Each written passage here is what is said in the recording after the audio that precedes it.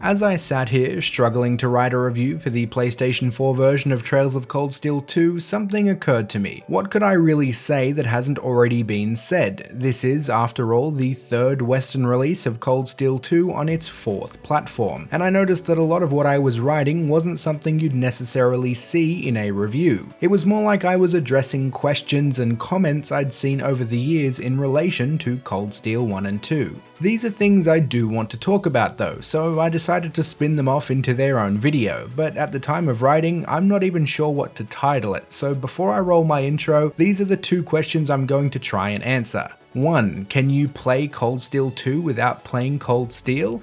And 2. If you didn't like Cold Steel, will you like Cold Steel 2?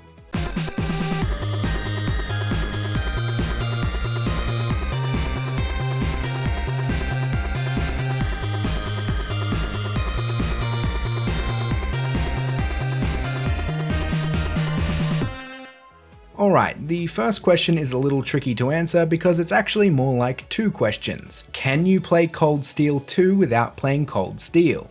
Yeah, actually the game is incredibly accommodating in this way. For this playthrough, I specifically chose not to transfer my Cold Steel data over to Cold Steel 2 just so I could get a sense for the new player experience, and I can't foresee a new player having any issue with the game's mechanics or even following the story. And on the story front, before starting a new game, you can watch little summary movies and read all kinds of info on the characters and events from the first game. It's more than enough to get you up to speed, but the real question is, should you play Cold Steel 2 without playing Cold Steel? The beauty of these games is the world and the characters that inhabit it. Relationships between the characters' personal growth, the way they grow as a group, their hardships, their successes. You are meant to fall in love with these characters, and you no doubt will have by the time you finish Cold Steel. And therein lies the problem. Reading character info and watching a few chapter summaries will get you up to speed on the overall story and the big events of the first game, but it's not enough to give you a strong connection to any of it. Fans of Cold Steel are going into Cold Steel 2 already in love with the cast, and it gives everything, particularly in Act 1, so much more impact than if you were going in fresh. Now, going in fresh would not ruin the game, but it certainly would be a different experience. Even a brand new player will develop a connection with most of the characters by the end of Act 1, and then we're all pretty much on even footing. It's just that the first act is bound to be more enjoyable for a Cold Steel veteran. And speaking of Cold Steel veterans, they might be wondering at this point why anybody wouldn't want to play Cold Steel 1, and to that I'd say, you'd be surprised.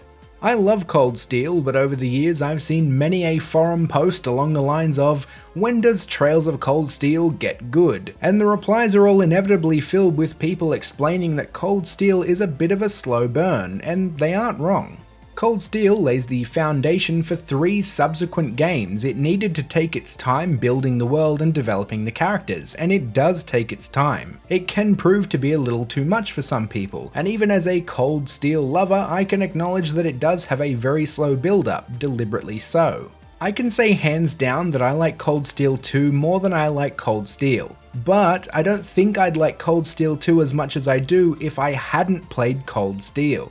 Here's the thing though, if you couldn't get into Cold Steel because you felt it was too slow, Cold Steel 2 just doesn't really have that problem. It no longer takes place in a school setting, the game doesn't spend a whole lot of time introducing old characters, it basically picks up right where the last one left off, almost as if it were disc 2 of the exact same game.